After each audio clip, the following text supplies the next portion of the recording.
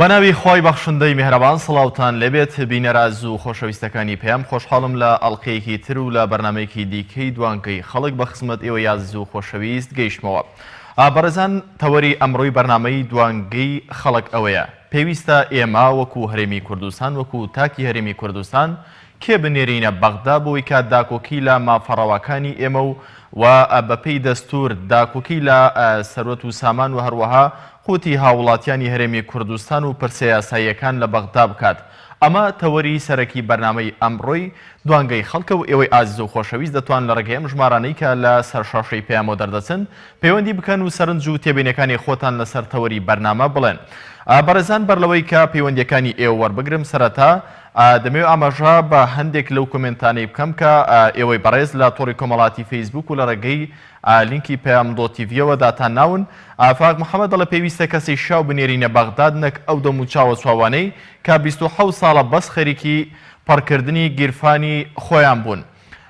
کاک دڵشاد دەڵێ ئەگەر بە گوێرەی پێویستی کار بکرایە نەدەگەیشتینە ئەمڕۆ ئەسڵەن ئەوەی کە پێویستە و شاوە بنێردرێت نانێردرێت.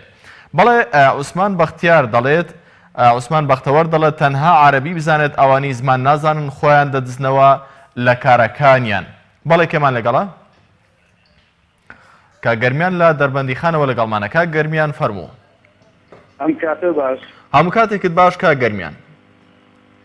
وەڵام من پێم وایە کە ئەوەی ئیمڕۆ شیاوێ بۆ پەرلەمانی عێراق کۆمەڵی ئیسلامی و ئەندامەکانی کۆمەڵی ئیسلامی ئەندام پەرلەمانەکان کە بینیمان لە 27 ساڵی لە 4 ساڵی ڕابردووە کاکە حمەوە ئەوان چیان کردووە لە پەرلەمانی عێراق ئەوەی کە بینیمان ئەوان دیفاعیان لە خەڵکە کرد. هەبوو یەکێتی نیشتمانی کوردستان 18 کورسی بوو، پارتی دیموکراتی کوردستان دەزان گەڵەت نەکردی 24 کورسی هەبوو. هەر چلود و ئەندام پەرلەمانەکەی یەکێتی و پارتی بەخەڵ کۆمەڵی ئیسلامی شەڕانەکە لە پەرلەمانی عێراقە کە سێ ئەندام پەرلەمان بوون. من دەستخۆشیان لێکەم، من ئەڵێم کۆمەڵی ئیسلامی شایەنی ئەوەیە کە بیانەی لە پەرلەمانی عێراق و دیفاع لە مافەکانی خەڵک بکەن. هەر کۆمەڵی ئیسلامی ئەتوانێت دیفاع لە خەڵک بکات. ئەمانی درە با خەڵکردن دزن 27 ساڵە ئەمانە ئەیدزن تاڵانێکن نەوتیان برد پارەیان برد شەقیان لە مامۆستا هەڵدا خەڵکیان ڕسوا کرد.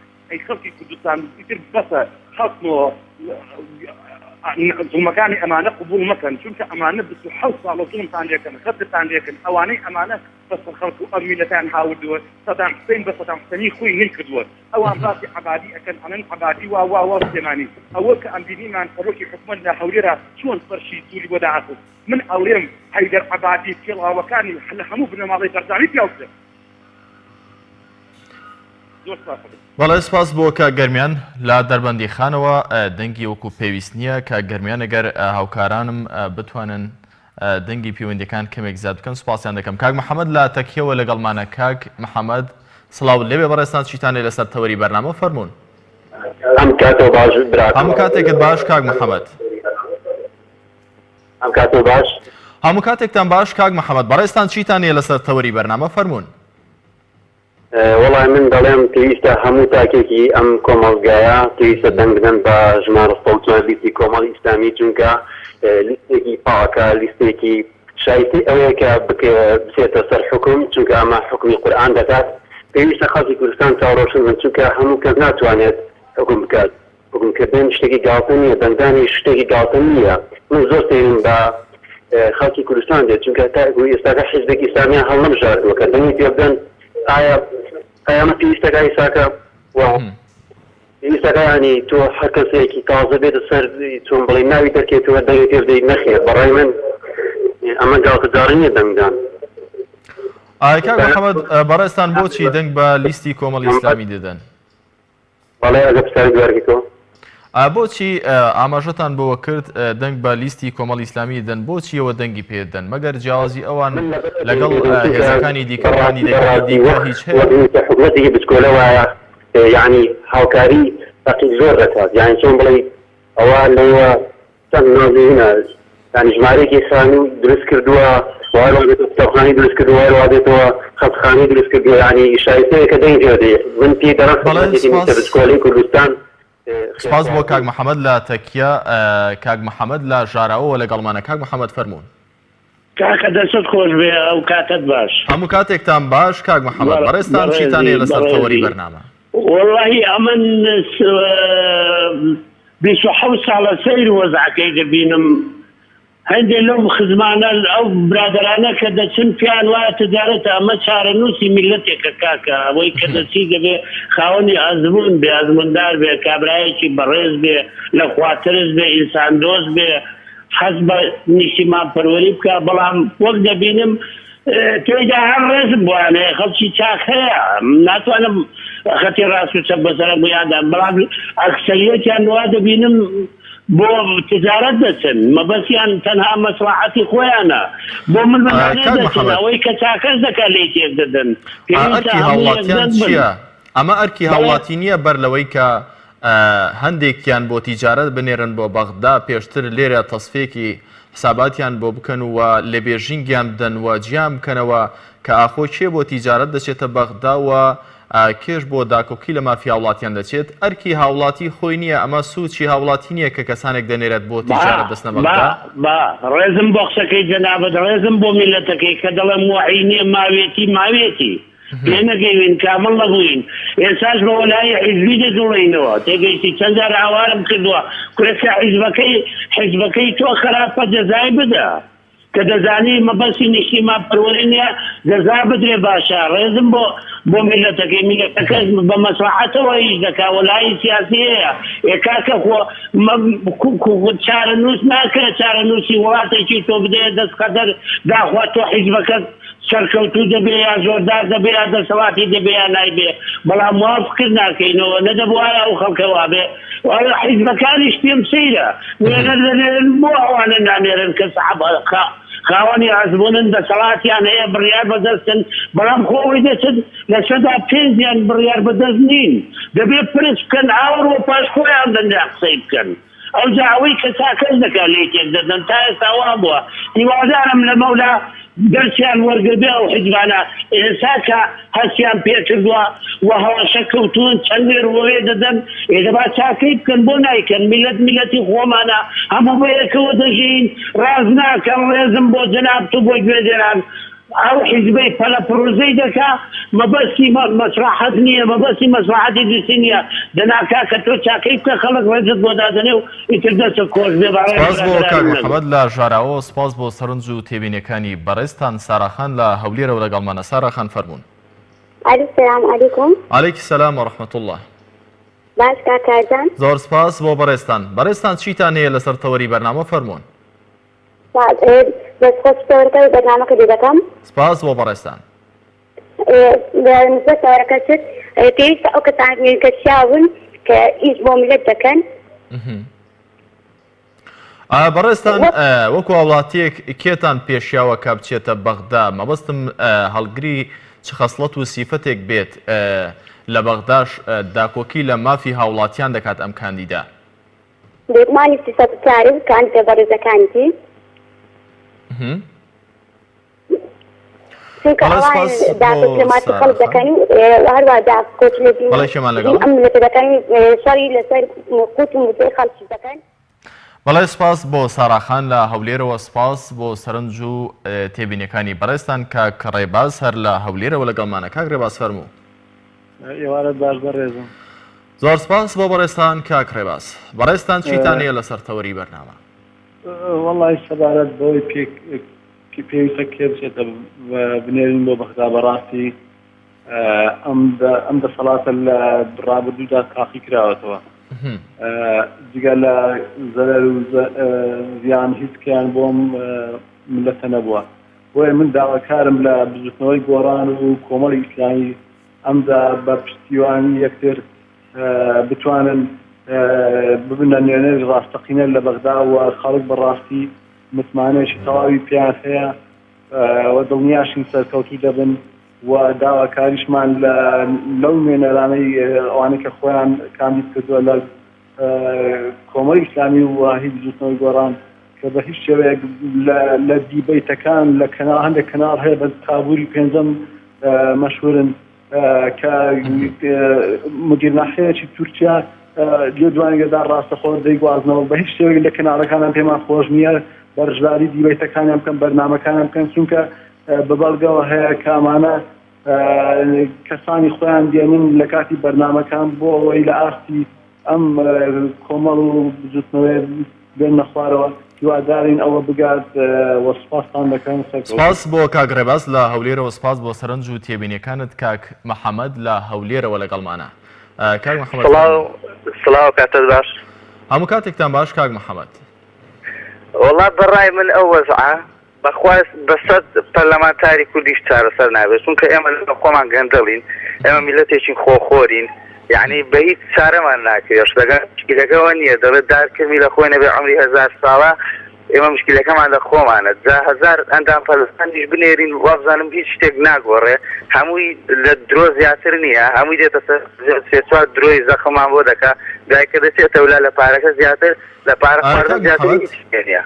کاک محەممەد ئەگەر بێت و ئەم 60 و قسوور کاندیدا یاخود ئەندام پەرلەمانانەی هەرێمی کوردستان لە پەرلەمانی بەغدا ئەگەر هەمویان کەسانی بوێر بن و کەسانی مختص و شارەزا بن، ئەگەر کەسانی لێهاتوو چاونەترس و وەزمانزان بن لە پەرلەمان، پێتان وانییە کاریگەریان لە ڕووی یاسایی و لە ڕووی داکۆکی لە مافەکانی کورد لە ناو پەرلەمانی عێراق زیاتر دەبێت لەوەی کە کەسانێک بن 4 ساڵی پەرلەمانیان تێپەڕێن، 4 ساڵی پەرلەمانتاریان لە بەغدا تێپەڕێن و کەسانێک ناناسێ بە حکمیەوەی کە ڕۆژێک لە ڕۆژان لە ناو ئەنجومەنی نوێنەراندا داکۆکیان لە مافێکی هەرێمی کوردستان نەکردبێت و کەسانی ترسنۆک و لاواز بن؟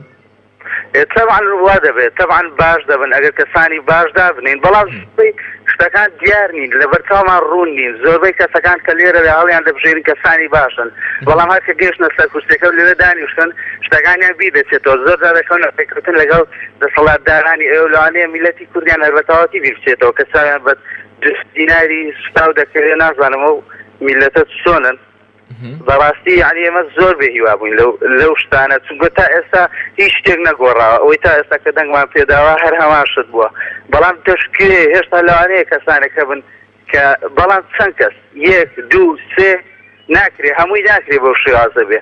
تەبعاً کورد سەتانەوەتی هەمووی خەریکی ئەو شتەیە. ئەگەر خەریکی ئەو شتەش نەبێ لێرەش نیازەکەی پاک بێ، لێرە کە دەچێتەوێ لەوێ تێک دەچێت، تەبعاً لەوێ تێک دەچێت، لەوێ ناساری یەکەن بە دوو شت ڕازی دەکەن و تەمان لەسەر ڕێبازەکە لا دەکرێت. وەڵێ سپاس بۆ کاک محەممەد لە هەولێرەوە، سپاس بۆ سەرنج و تێبینیەکانت. کاک کەریم لە سلێمانیەوە لەگەڵمانەکە. کەریم فەرموون.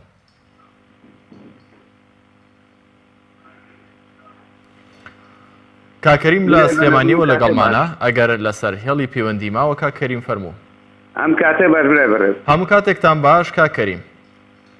کاکە بەڕێت ئەبێ تاک بە تاکی ئەم کۆمەڵگایە زۆر واعی بێت لەسەر ئەم دەنگدانە. بۆچی؟ لەبەر ئەوەی ئەم هەڵبژاردانە شتێکی مەسیریە نەک بۆ ئەنجامانی بڵێن کۆمەڵیە لایەنێکی تر، بۆ تەواوی مەسیری کورد. ئەبێ و خەڵکانە کە ئەم هەموو ناڕەزایی و ئەم کەمی مەعاش و ئەم وڵات بەها دەردان و ئەم سامان و سوەتە کە ئێمە هەمومان بووینەتە ئەوە تاک بە تاکیەوە باجێ و ئیدانەمانەوە.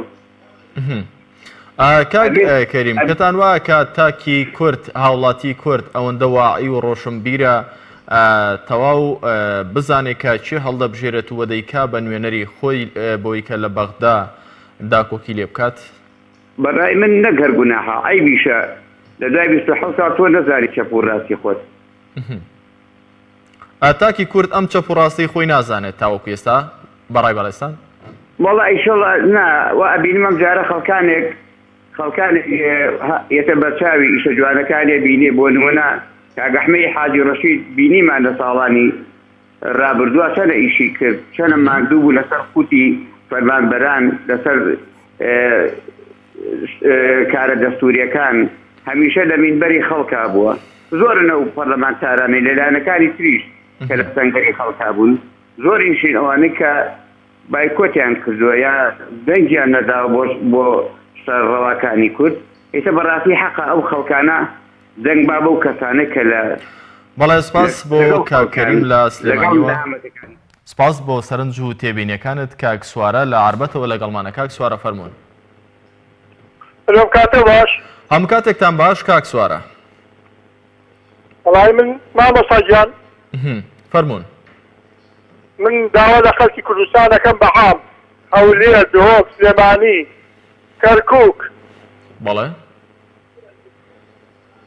هەمووی دەنگدا بە پیاوی بازمون و پیاوی مرد و پیاوی ویژدان بۆچی بەڕێز مامۆستا عەلی باپیر لەبەر ئەوەی کەسێکە کۆمەڵی ئیسلامی خەڵکی چاکی و بەڕێز و وەکو بەڕێز مامۆستا ئەحمەد حاجی ڕەشی و مامۆستا دارا و عەبدولستار مەجید و ئەم پیاوە بەڕێزانانێ ڕابردویان لە گوڵ پاکترە.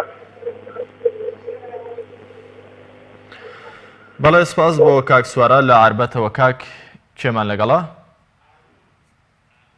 کاک هاڕوون لە کوێوە؟ کاک هاڕوون لە سلێمانیەوە لەگەڵمانە. کاک هاڕوون فەرموون.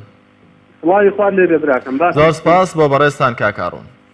براگیان من پێم وایە بۆ هەڵبژاردنەکان ئێمە کە ئەڕۆین دەنگ ئەین پەنجەی شایەتمانمان ئەکەین بەو مۆرەیە ئەدێ پێویستە لەسەر هەموو لایەکمان بزانین کە دەنگ ئەین بە کێ، پێویستە بزانین کە ئەوە پەنجەی شایەتمانە ئەدێ بیدەین بە کەسێک نوێشکەر بێ لە خواتر بێ دز نەبێ قوتی ئەم خەڵکە نەخوا بازرگانی بە مافی ئەم خەڵکەوە نەکا هەموو ئەمانەمان لە بەر چاو بێ.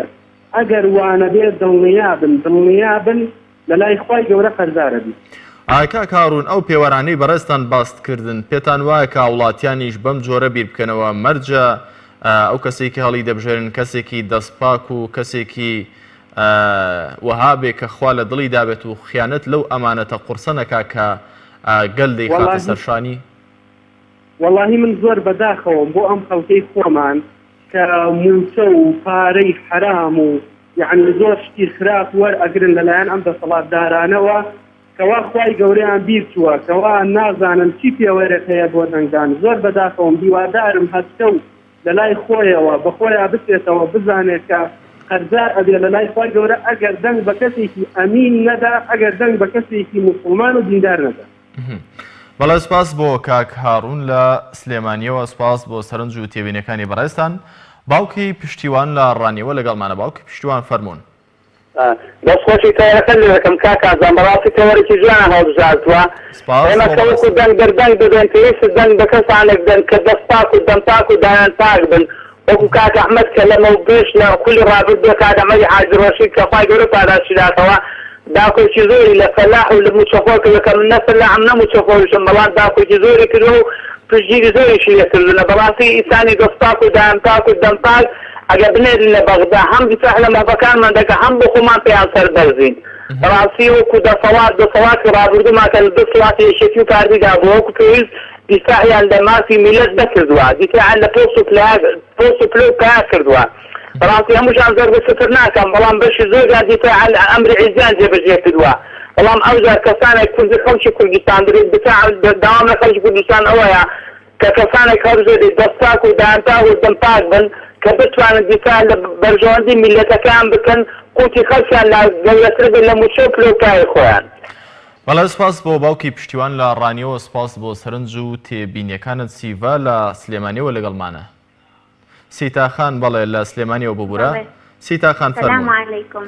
عەلەیکی سەلام وەڕەحمەتوڵڵا الله. ئێوارەیەکی ئارام بۆ هەموو لایەک دەستخۆشی ماندووبوونی خۆی بەرنامەکان لە جەنابتانەکەم لە سەروبەندی هەڵبژاردنەکان تەمەناکەم ئینشاڵڵا کەش و هەوایەکی ئارام باڵ بەسەر هەرێما بکێشێت و سەرکەوتن بۆ ئیسلاحخوازانی کوردستان و ئەوانەی کە خەمخۆری میلەتن. بۆ تەوەری بەرنامەکەی کاکارزانی بەڕێز پێویستە کێ بێتە بەغداد.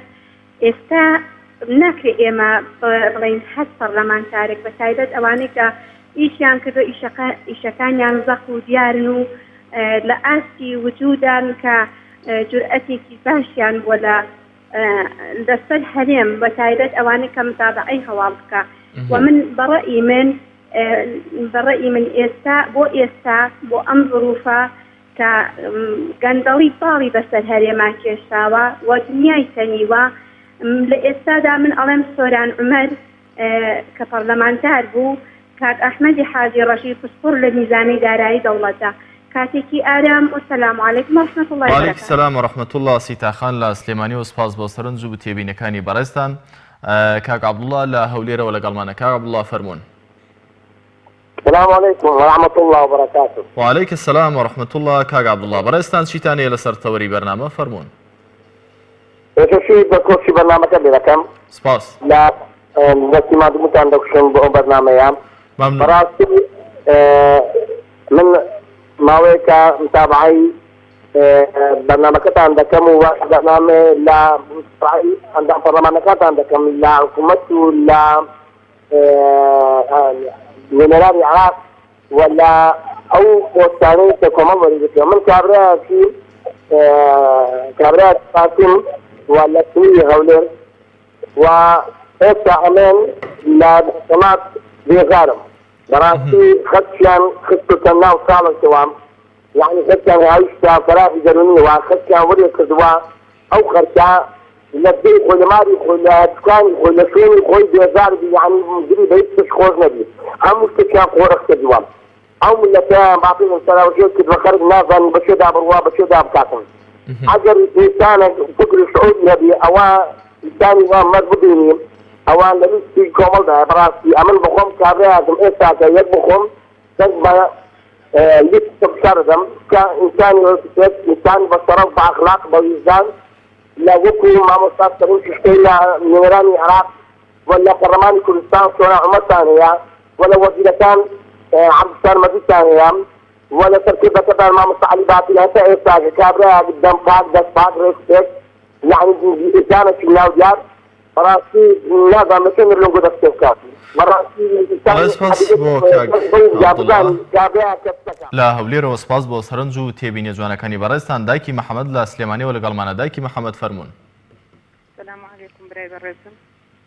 سڵاوی خوا لە بەڕێزتان دایکی محەممەد بەڕێزتان چیتانێ لەسەر تەوەری بەرنامە فەرمونون من دەنگدەرێکی ئیسلامیەکان بەڕاستی من لەوەتی سپاس بۆخواین من هیچ ویژانش ماقودێ لەبەرەوەی هیچ کاتێک گەردەڵیان نەکردو لە خوابەزات وەکو تێبینیمان هەیە پێش لەوەی کاندیدەکان کاندیدکەن حەقی خۆیەتی چوار بەرنامەی ئاما بکەن پێویست لێداخۆ خەڵکی داوای چی کاندیدێک دەکات بە تەنیا دەنگدان بۆ تەنیان ڕۆژوو بەڕاستە مسلمانە گەندەڵیناکە بەڵام هەیە لێکێ زیرەکرد باشتر هەیە و باشتریش هەیە جا بۆیە ئێمە ئەم تێبینیمان هەیە یەکەم دووهەمیش هیوادارم ئەو کەسانە بچنە بەغا ئەگەر توانان هەیە گە لە تواناندا توانێت بکەنێت بە ڕێزیشتان بە کۆمەڵی ئیسلامی شۆبەر لە هەموو لایەنەکانەوە هەموو دووسێ پەرلەمانتاری بکەوەغا تەنایەکی مامۆستا ئەحمەد ئەدینجە و ناسراوە ناو خەڵکە جا هەر بۆیە ئێمە دەمانوێت تێبینیەکەمان بەڕاستوە نە هەمومان قسە بکەین بۆچی ئێمە هەمومان گە بێزارین لە گەندەڵی بێزارین لە دەسەڵات هەموو خەڵکی بێزارە بە تەواوەتی بۆیە حەزمان دەکرد کاندیدەکان زیاتر بوونا یەکەم دووهەمیش کەسانی تازە و گەنجی زۆر کەمتیا کۆمەڵی ئیسلامی حەزمان لێ وچینی گەنجی بوێری تاکیشمانەیە ئەویش بێنین لە پەرلەمانی کوردستانی تەنها سۆران عومەرە ئێمە زۆر مەتابعاتێک دەنگمان داوە و حزبۆکەتانە بۆیە دەدەبین ئەو زیاتر دەردەکەوێت جا ئێمە نامانەوێت دەڵانەوێت زیاتر کەسانی تازە و تازە پێگەیشتن و شارەزاتر لەو وای دەستخۆشیان یەکەم خۆ من ناڵم بخوانەوە خەڵکەوان شتێکی سواتیان نەکرد سوپاس بۆخوا بەڵام من دەڵم هەست کەسێکی گەدەنگ بدا گەدەنگ بتا بزانێت بە شێدە ئەگەر هەنانەت تاریخ حەنامیزەقا ویزانی ئاسوودە دەبێت لە کۆتاییدا دەستخۆشتان دێت سپاس بۆ دایکی محەممەد لە سلێمانیەوە سپاس بۆ سەرنج و تێبینیەکانی بەڕێزتان باوکی محەممەد لە پیرەمەگرونەوە لەگەڵمانە باوکی محەممەد فەرمونون بەڵێ بەداخەوە هاوکارانم ئاماژە بۆ دەکەن پەیوەندەکەی باوکی محەممەد داخراوەتەوە بەڕێزان دەمەوێت ئاماژە بە هەندێک لەو کۆمنتانە بکەم کە ئێوەی بەڕێز لە تۆڕی کۆمەڵاتی فەیسبووکەوە داتانناوە کاگاوکار دەڵێ کەسانی ڕاستگۆ بوێر پێویستە بنێرترێن بۆ بەغدا سروەخان دەڵێت ئەو کەسانی کە ئەمین و دەستپاک نیشانی ڕاستی دەدەن لە بەردەم شایەتی ڕاستی دەدەن لە بەردەم خوا و میلەتی خۆیان شاهین بەهجەت دەڵێ کەسانی دڵسۆز و ڕازگۆ و دەستپاک و بوێر نەوەکو کەسانی خۆفرۆش و خاکفرۆش هەروەها شادی عەبدوڵڵا دەڵێ کەسانی ڕازگۆ و دەستپاک پێویستە بنێردرێنە بەغدا بۆی کە داکۆکی لە مافی هاوڵاتیان بکەن کە ئوسامە دەڵێ پێویستە کەسانێک بنێرینە بەغدا کە داکۆکی لە مافی کورد بکەن نەک تەنها مافی خۆیان بەکر مەلازادە دەڵێ پاکەکان بۆ بەغدا و پیسەکانیش بۆ زەبڵدان بەڵێ کێمان لەگەڵە کاگاوە لە سوارخوڕنەوە لەگەڵمانە فەرموو کاگاوە سڵاو لێبێت زۆر سپاس کاک ئاوات بەڕێزتان چیتان هەیە لەسەر تەوەری بەرنامە فەرموون. وڵا پێشەوەی لەسەر تەوەرەکە قسە بکەم من جارێک کێش پێشنیارم بۆ تۆی بەڕێز کرد کە ئەو بەڕێزانێک کە پەیوەندیەکان لە 2 دقات زیاتر پێم وایە زۆرترین پەیوەندی وەرگن زۆرترین سرنج وەرگن باشتر لەوەی کە کەسێک 3-4 دقە قسە بکە. زۆر باش سپاس دووبارە بۆ پێشنیارەکەی بەڕێزتان فەرموون.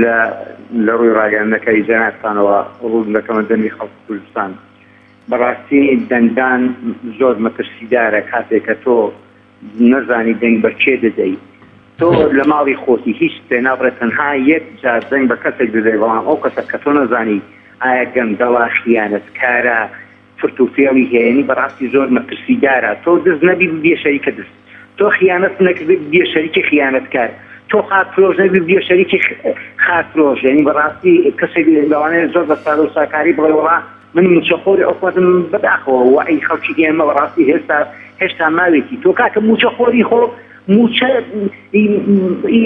ئەو عیزبەنیە کە پێدەن تۆ فەرمانبەری موچە وەردەگری موچە زۆری تۆ خوێن و ماندووبوون و ڕەنجی خۆتە وەردەگری یان پێشمەرگێکی کاکە تۆ بە 500,000 سینجی خۆت دەگولێت چۆن تۆ بەڵێ من پێشمەرگەی فاتیمیانی یەکەتیمە کاکە من خاوەنی 30 ساڵ شۆڕش و کولایەتی من حەقم بۆ دانیێت ئاخۆ ئەمڕۆ تاکی لەسەر عوسمانی هێزی چەکداری بەرزانیانی یەکەتی من کێ خیانەتی نەکردێ کێ دز نەبێ کێ گەندەڵ نەبێ کێ زانم پایەکە کێ ڕازگۆیە کێ دەتوانی شت کار لە بەغدا کێ خۆ ئێمە هەمومان دەزانین کاکە لە کوردستاندا خەڵک نەخەوتەوە کێ هەموو خەڵک دەزانی کێن ئەوانەی کە بۆ مافی خەڵک تێدەکۆشن وە کێن ئەوانە کە دز و گەندەڵ و خیانەتکارن ڕوون و ئاشکرا پێی ناکەمە نێویان پێدەی ناویان بێنینە بەرەوەی خەڵک بەڕاستین پێم سەیرە ئەگەر ئەمجارە من بۆ خۆم جارێک کێشم باس کردووە ئەمجارە خەڵک وعیەکەی لەو ئاستانە دێ دەنگ بە دز و گەندەڵ و مافیادا با هیچ کەسێک لە پاچویەکەی نەکە ئەمجارە هەشتێک بەسەریان بێ حەقی خۆیەتی چەندە بەسەریان بێ ئەگەر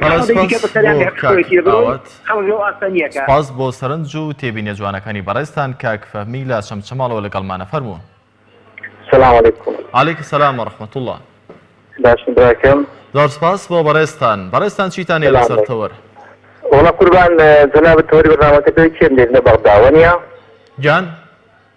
تەوەری جەنابەت ئەوەیە کە چێتە بەغدا وەنیا؟ بەڵێ فەرموون.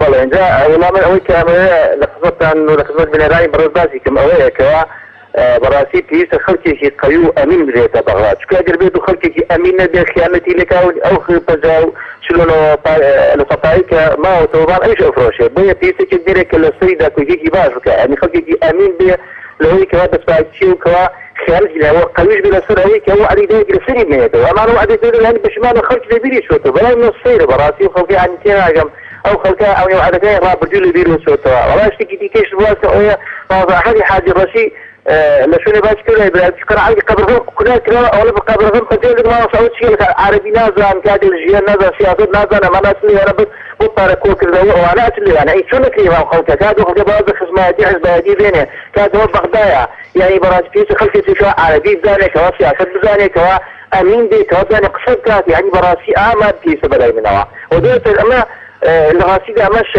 دانا يعني نادي تبغى هالشيء أقوى جديد أبي بزاني كذا تقول لك يا مدى بربرسي كذا تقول يعني خلص أنا اللي تبغى لا أنا هالشيء كله ولا تبغى طاري هالشيء كله ولا تبغى بربرسي لا خرابة يعني. پێتان وایە کاک فەهمی کەسانێک کە مەبەستیان تیجارەت بێ بۆ چوونە بەغدا بتوانن لە بەغدا داکۆکی لە مافی هاوڵاتیان بکەن؟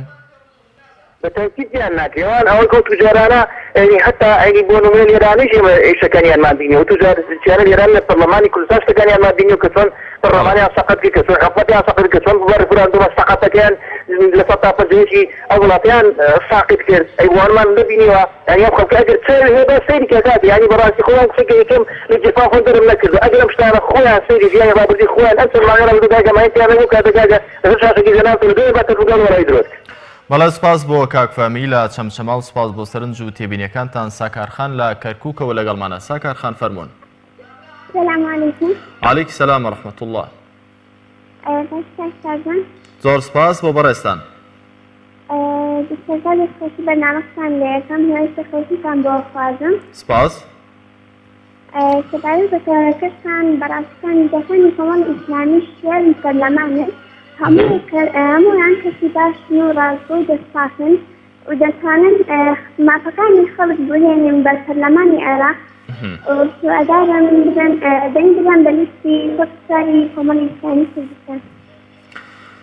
پێتان وایە کە ساکارخان ئەم پەرلەمانتارانەی کە لە خولی داهاتوودا لە هەڵبژاردننی داهاتوودا دەنێردرێن پێویستە هاوڵاتیان کێ هەڵبژێرن؟ کەسانێک کە مەبەستیان تیجارەت و مەبەستیان خۆدەوڵەمەندکردن بێ یا خود کەسانێک کە نیەتیان خزمەتکردن و بەرگەریکردن لە مافی هاوڵاتیان بێت؟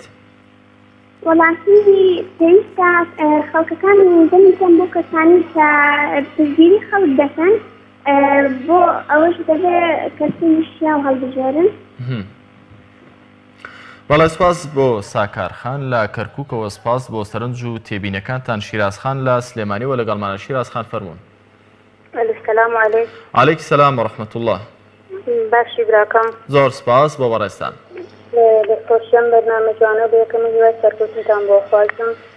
زۆر سپاس. لە سەرتەوەری بەرنامە چیتان هەیە فەرموون.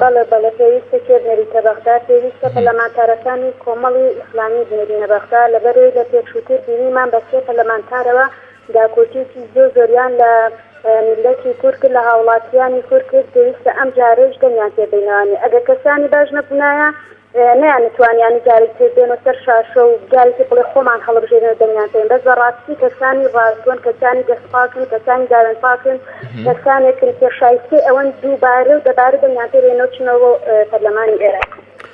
بەڵێ سپاس بۆ شیرازخان لە سلێمانیەوە، سپاس بۆ تێبینی و سپاس بۆ سەرنجەکانتان. کە گەرمیان لە کەرکووکەوە لەگەڵمانە. فەرموو کاک گەرمیان. باشی براکەم. زۆر سپاس بۆ بەڕێستان. باشی براکەم. فەرموو کاک گەرمیان، بەڕێستان چیتان هەیە لەسەر تەوەری بەرنامە؟ وەڵای براکەم من ئیمانم بە کەسی نییە. بۆچی کاک گەرمیان؟ ئەوەی بڕواتە پەرلەمان هەمووی بۆ خۆدەوڵەمەندکردنە. ئەی هاوڵاتیان بۆچی بەشێک لە نوێنەرەکان دەنێرن بۆ بەغدا لە کاتێکدا ئەگەر ئەمە حەقیقەت بێت؟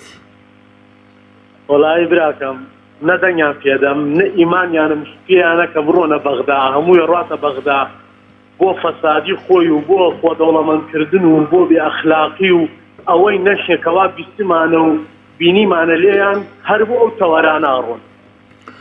کاک گەرمیان، حتمما ڕە و سەرنجی هەر تاکێک جێگەی ئاعتیبار و جێگەی ڕێزلێگرتنەوە. ڕەئی بەڕێزیشتان کە باوەڕتان باڵبژاردن نیە حتمما جێگەی ڕێزە. بەڵام ئەم بەڕێزانەی پێشتۆ کە پەیوەندیان کرد بەشێکی زۆریان هەندێک لە پەرلەمانتارەکان کە ناویان هێنا بە پەرلەمانتاری چالاک و بە کەسانی دەستپاک و ئەمین ناویان بردن.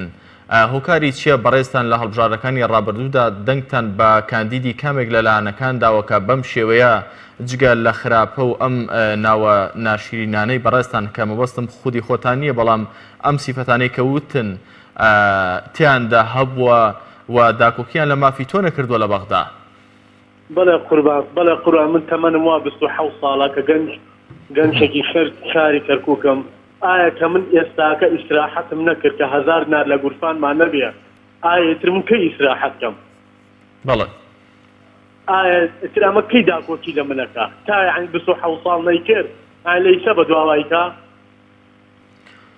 کە من خاوەنی سێ مناڵم کە نەتوانم پڕ بە دڵ خۆم سەفەرێ بکەم یان بڕۆمە هەولێر کە من بڕۆمە هەولێر قەرز بکەم و بڕۆمە کاک گەرمیان پرسیارێکی شخصی بکەم. کاک گەرمیان، هەڵبژاردنەکانی ڕابردوو بەڕێستان دەنگتان بە کامێک لەلایەنە سیاسیەکان داوە؟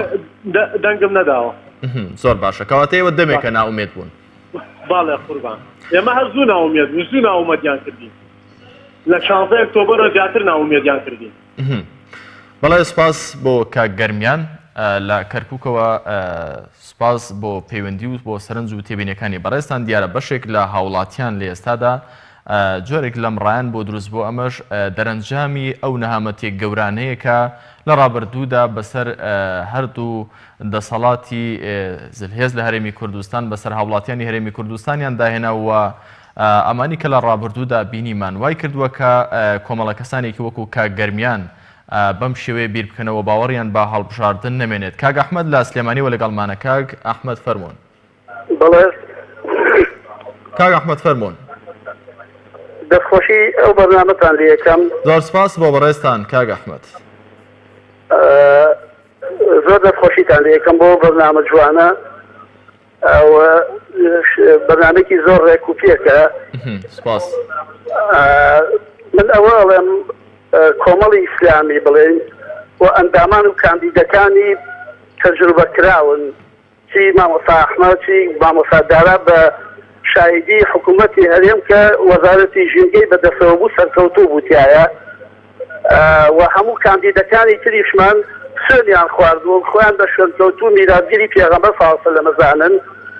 دوای کۆماری کوردستان شۆڕشی کورد بەلاڕیا براوە بۆیە هەستی چ ساڵجارێک شەکێ لە شۆڕشی کورد دەدەن و ئەو شۆڕشە بۆ گەندەڵکارانی خۆیان بۆ ئەوەی ئەو هەموو گەندەڵی دزیە کردویانە پەردەپۆشی کەن چونکە ئێمە کاندیدەکانی کۆمەڵی ئیسلامی شوێنکەوتووی پێغەمبەر صلی الله علیه و سلم پێغەمبەری خوا کاتێ سەرکردە و زاڵم و ستەمکارەکان هاتن بۆ لای وتیان چیتەوێ ئێمە بۆ تەکەین وتی خۆر و مانگ بخەنە لای ڕاست و چەپم من وازم کارە نایەنم ئێمەش داواکەین کاندیدەکان ئێمە سوێنیان خواردووە و پەیمانیان داوە ئینشاڵڵا زۆر سەرکەوتووە بوون لە سەرکەوتوویش بوون ئێمە پشتگیری ئەو کاندیدانەیەکەین داواکەین لە جەماوەری کوردستان بەو کاندیدە دڵسۆز و سپاس بۆ کاگەحمەد لە سلێمانیەوە سپاس بۆ سەرنج و تێبینەکانی بەڕێستان کاتی باشم بەڕێستان بە بەڕێستاندا کاک پۆڵا لە هەولێرەوە لەگەڵمانە کاک پۆڵا فەرموون. ئەم کاتەی تۆ بینەران و کارمەندانی کەناڵە بەڕێزەکەتان باش. سپاس بۆ بەڕێستان کاک پۆڵا. بەڕێستان چیتان هەیە فەرموون. دەبێ بزانین نوێنەرایەتی بریتیە لە بەرپرسیارەتی ئەمانەت دادوەروەری مێژوو بۆ خۆی و بنەماڵە و بۆ حزبەکەسی خاڵی زۆر هەن ئەگەر هەبێ لە نوێنەر چوونی یان ئەو قولەی تێیدا ڕۆڵ دەبینی سەرکەوتوو دەبێ یەکەم متمانەی بەخۆی هەبێ کارەزاتی لە ڕووی زمانەوانی و معریفەی یاساییەوە یعنی لایەنەکە لە خاڵە لاوازەکانی لایەنی بەرامبەر لە ڕووی یاساوە بزانێ خاڵێکی پێوەرێک کە جیهان وڵاتان پێڕەوی دەکەن برای بەڕێزم هەڵ نەخەڵەتێ لە ناو دوو کەوانە ئیغرا نەکرێ نە بە دنس نە بە باشە ئەویان زۆر گرنگە چونکە دەبینی نمونە لە وڵاتان سەر کۆماریان سەر حکوومەت لا دەبێ پاش چەند ساڵێک دادگایی دەکرێت.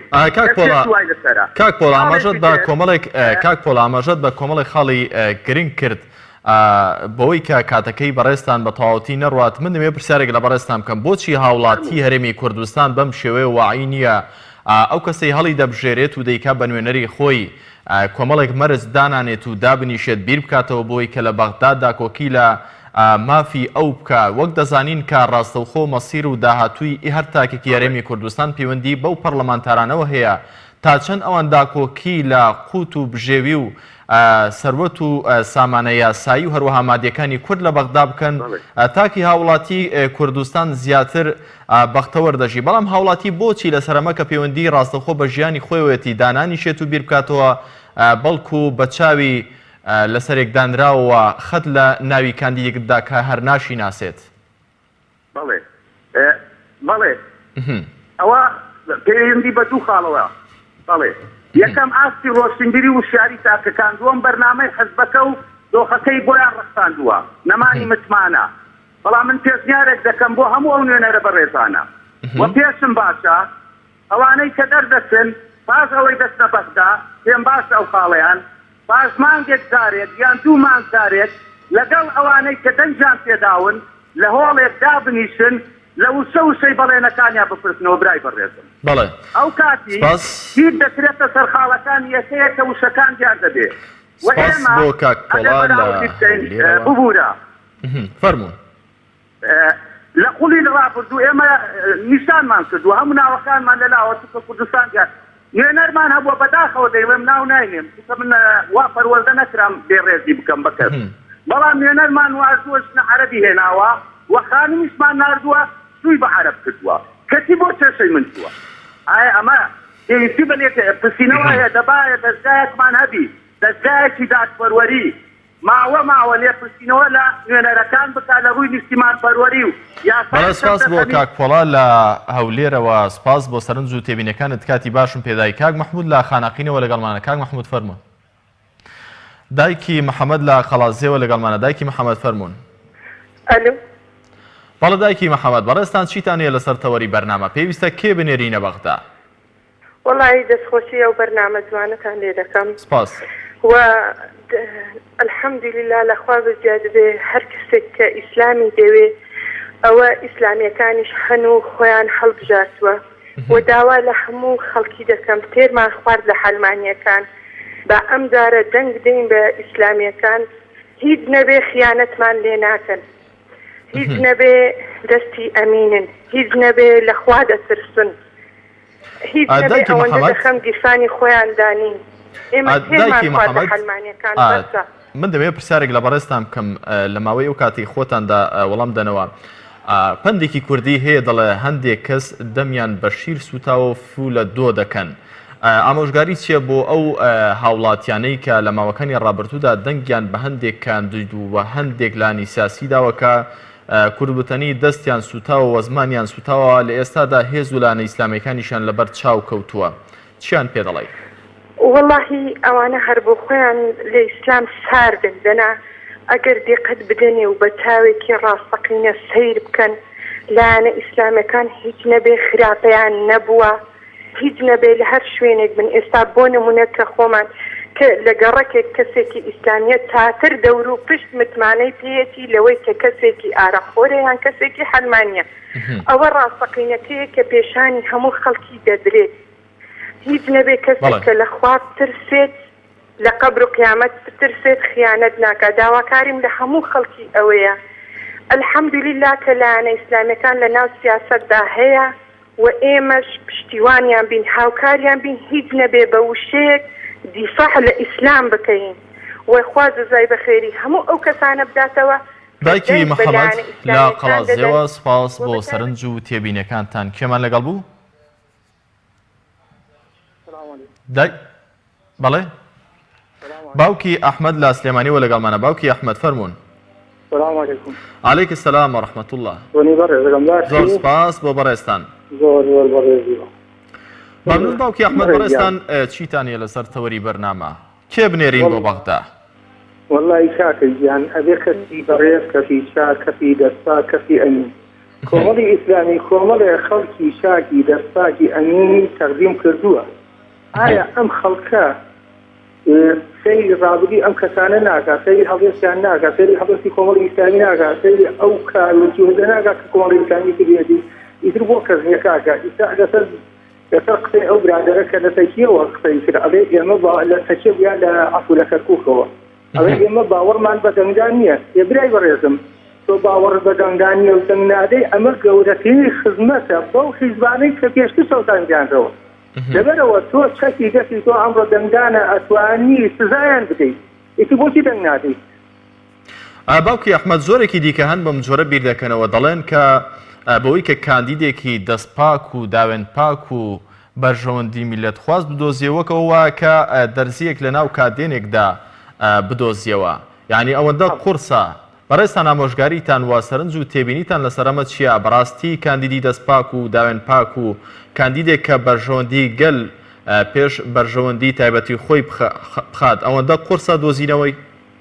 نەوەڵا خۆت نییە بەڕێزیان. لەبەرەوە ئێمە کەسەکان کە نردومانە کەسیکە ئەمانی بینێرین بۆ بەغا پێشتر تەجربەمان لەسەریانەیە. لەبەرەوە کەسێک وەک مامۆستا ئەحمەد خی گەورە مۆفەقی تایاخوا 9 ساڵ لە ئەنجومەنی پارێزگا سلێمانیە، 4 ساڵ لە پەرلەمانتاری بەغا، هەر بەشایەتی دۆست و دوژمن کە ئەم پیاوە چ جوولێکیە چ پێخۆشانێکی هەیە. لەبەرەوە بۆ نایبینین کاکە ئەم کەسە دەستاگانە حەق وایە خەڵک بیان ناسی، حەق وایە ئەنجارە تاقییان بکەن و کاکە ئەگەر خراپبوونەوەی دادەین. بەڵێ سپاس بۆ باوکی ئەحمەد لە سلێمانیەوە، سپاس بۆ سەرنج و تێبینەکانت. دایکی وەرین لە سلێمانیەوە لەگەڵمانە. دایکی وەرین فەرموون. بۆ بەرە لە ئابانیەوە لەگەڵمانە. دایکی وەرین فەرموون. دەستخۆشیێن بەرنامەیەک لێ دەکەم. زۆر سپاس بۆ بەڕێستان دایکی وەرین. هیوادارم هەر سەرکەوتووی خۆش و لستەکەشت و پیاوی مەڕیش. زۆر سپاس بۆ بەڕێستان. دایکی وەرین چیتان هەیە لەسەر تەوەری بەرنامە؟ پێتان وایە کە کێ بنێرین بۆ بەغدا بۆی کە داکۆکیمان لێ بکات؟ کارزان پێم سەیرە نازانم ئەو خەڵکە بۆ ڕۆژبینە، ئەو خەڵکە بۆ خۆی دەتوانێت ئایندی خۆی بگۆڕێ، بۆ خۆی دەتوانێت داهاتوی خۆی بگۆڕێ. بەڕاستی حەز دەکەین پیاوی چاک، پیاوی مەرد پیاوی دەستپاک وەکو کاک ئەحمەدی حاجی ڕەشید وەکو ئەو پەرلەمانتارانەی کۆمەڵ بەڕاستی ئەوانە نمونە پیاوی دەستپاکن بدەست بەدەست نوێژن بەڕاستی خیانەت ناکەن من پێم سەیرە نازانم ئەو خەڵکە بۆ ئاڕۆژ بینە هەر بۆ خۆیان نردویان ئەوێ و دەڵێن ئاوا دەکەن و دزی دەکەن و گەندەڵی دەکەن بە ئەو جارەیان بۆ خۆیان ئایندەی خۆیان گۆڕن وەک هاوڵاتیەک بەڕێستان هۆکاری ئەم نائومێدی بەشێک لە وڵاتیان کە هەندێکیان لەناو پەیوەندیەکانیشدا پەیوەندیان هەبوو وەقسان کردووە زۆرێکی دیکە هەن لە شەقام لە ناو هاوڵاتیاندا بەم جۆرە بیر دەکەنەوە هۆکارەکەی بۆچی دەگەڕنەوە وڵای کاکازان ئەوە هۆکارەکەی ئەوەیە هەر بۆ خۆیان دەنگیان پێداون ڕاست ناکەن دەڵێن دەنگمان پێداون بۆ خۆیان نردویان نەوێ تا پێشتر یعنی پروپاگەندەی زۆر بڵاو دەکەنەوە کاندیدەکانیان وعدی زۆر بریقەدار وعدی گەورەیان پێدەن بەڵام نەساندی بەنە سەرێ کە پارەیان دی هەموو شتێکیان لەبیر دەستەوە بەڕاستی هاوڵاتیان لەبیر دەستەوە فەقیریان لەبیر دەچێتەوە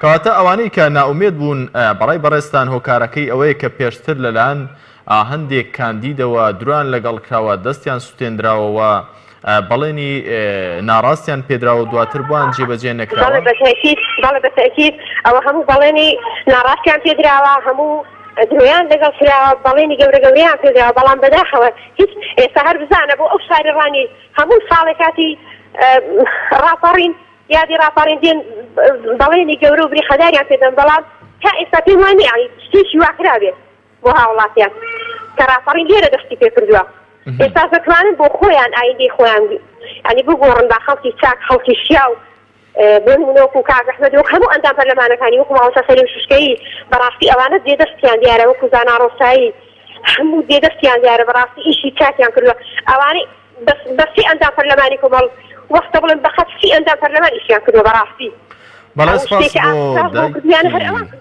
دایکی وەرین لە ڕانیەوە سپاس بۆ سەرنج و تێبینیەکانی بەڕێستان بەڕێزان پێویستە کێ بنێرین بۆ بەغدا بۆی کە داکۆکی لە مافی هاوڵاتیان بکە چوونی نوێنەرانی هەرێمی کوردستان بۆ ئەنجومەنی نوێنەرانی عێراق کە سەرچاوەی یاسادانانی هەمووی عێراقا مەزدەری تەشریعە و لە دوای ئەوێش مەزدەری جێبەجێکردن حکوومەتی عێراقیە واتە هەر بڕیارێکە لە ئەنجومەنی نوێنەرانەوە دەردەچێت اینجا حکوومەتی عێراقی پێویستە لەسەری جێبەجێ بکات وەکو لانی جێبەجێکاری بڕیارەکان هەرێمی کوردستان لە خولی ڕابردوو 62 پەرلەمانتار لە بەغدا هەیبووە بەڵام وەکو پێویست داکۆکیان لە مافی هاوڵاتیانی هەرێمی کوردستان نەکردو ئەگەر بێت و کۆمەڵە یاسایەک لە پەرلەمانی عێراق و لە ئەنجومەنی نوێنەرانەوە دەربچن پەیوەندیان بە ژیان و قوتی هاوڵاتیانەوە بێت و زۆرینەی کوتلە سیاسیەکانی ناو پەرلەمانی بەغدا ڕازی بکەن ئەوە حتمما ژیانی تاکی هەرێمی کوردستان ئەگەر خۆشتر نەبێت لە